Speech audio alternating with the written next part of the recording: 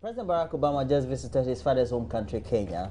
Foremost on, apart from the issues of economic and other regional cooperation that he discussed, was the subject of gay rights. There's a video currently circulating. It was on the BBC, was on ABC and different networks, NBC, as well as CNN, etc., in which he says something that people's rights need to be respected. And then President Kenyatta also gave him a reply there and then. Your comments on the subject of gay rights and how the attempts of the West and President Barack Obama to make sure that the African Sea reason doesn't seem to be holding water. Well, let me link the whole visit to Africa by President Obama with the AU and why that's important and why we need to then strengthen our own culture and our own economic situation. I'm happy that my party, the Convention People's Party, was instrumental in the setting up of the OAU, now AU. And what was the purpose? The purpose is that, you know, united we have a better, we have strength to be able to prosecute our own agenda in the world, to be able to stand taller in the world, to be able to emancipate ourselves economically, etc. You know, sadly, the path that we wanted to take, the strength that we wanted the AU to have, yes, we've come a long way, but we're not quite there yet. And so, yes, it's good that the US president can come to Africa. It's good that, but you know, we remember that US has its own interests. President Obama has the interest of the US, and they're seeking to impart that to the world.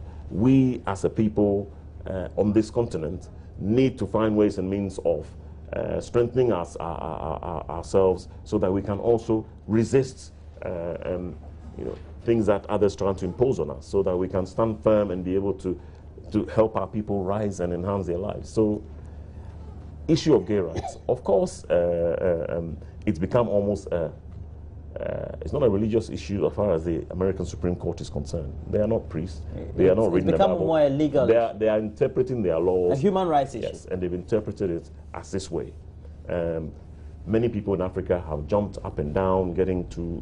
It is not on the table in this country, or indeed, as far as I know, on any table in any other African country to enact same-sex marriage, for example.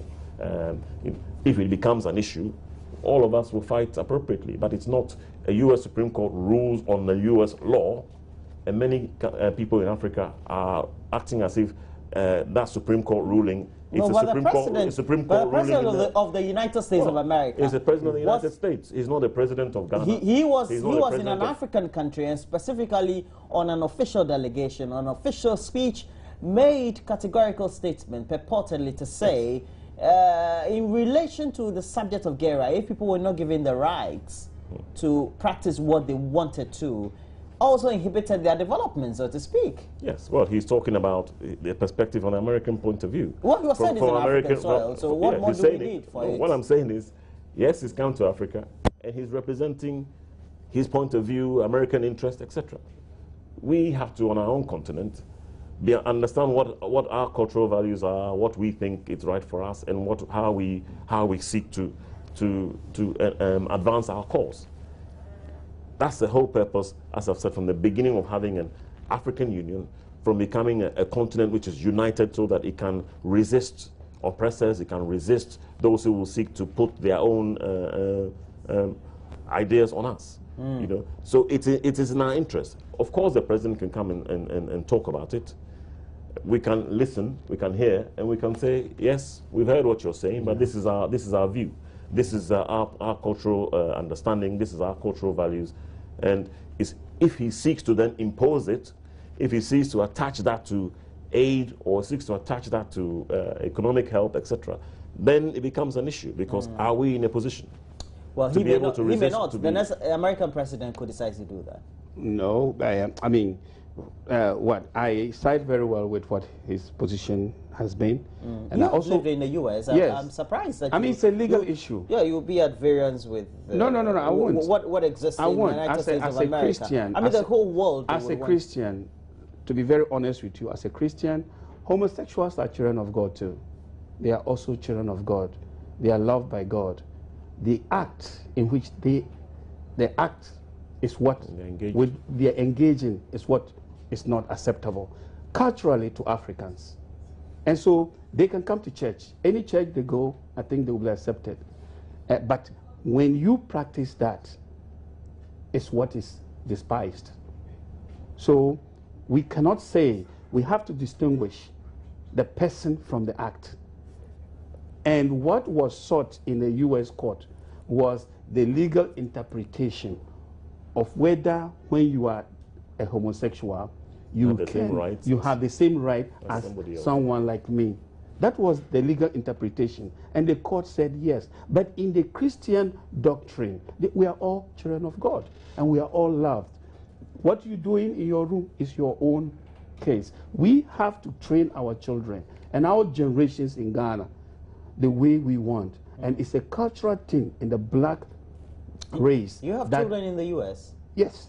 That homosexuality. Suppose one of them grows up and say, well, Daddy. Well, I don't think so. I don't think so. Well, I don't think so because you don't think so, because they all went to school here, and by going to school here, I have my girl there, but I think she went to Achimota here before going there, and I don't think Achimota will train her to be that. Right. You know, because we have values in Ghana, and the fact is that we want to train our children, irrespective, you know, of where they travel to live as Ghanaians and obey the culture of Ghana. Okay, Dr. Mambo, I didn't want to take you on that one. You know, sometimes we go to secondary schools and universities with mates. They go to the US or wherever they go and they come, they are all with tattoos and things. They are different. You wouldn't know that you sat in class with the same person. Yeah. So the thing about training and thing doesn't come in. But it's not up for comments, though. Thanks for joining me this morning, Dr. Joseph Mambo Roxon. He's a political scientist. Thanks for joining me. Thank you. I love it that you're here this morning. I hope to have you again next week. Thank you. And my producers will make sure that you come again next week so that we'll do the discussions. And you were here with us last week as well. Indeed. He has a joint called Pepe. Is it Pepe's? Pepe's. Pepe's. Okay, this is it's not an advert. Marketing don't come on me. It's located somewhere in Laboni. It's the East Legon-like place where you can go and eat kenke for cheap. Yeah. I'll go there this week and see how it goes. Good. Thank you for it's the a bourgeois place for you to go and eat kenke. Kenke with swag. All right, and Ni Ama Akumfra is Director of Communications for the CPP. Thanks for joining me. We will